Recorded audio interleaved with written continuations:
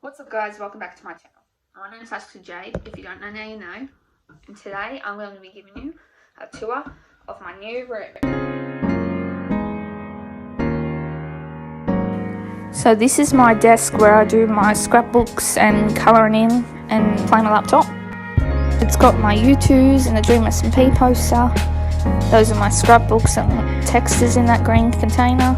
And then my laptop and Polaroid. I also got Polaroids down the sides with the vines wrapped around it too.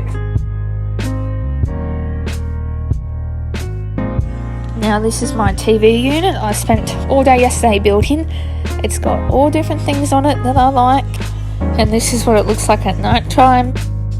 And this is my bed. It's got my Rambo U2s and some Squishmallows and then Minecraft pillows.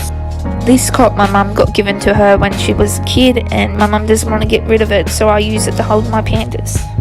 And then this is my glass cabinet that I use to hold all my Minecraft Lego. Now my cupboard has got vines and posters on it. It's a Lovejoy poster, a Rambo poster, a Tubbo poster and a Tommy Innit poster.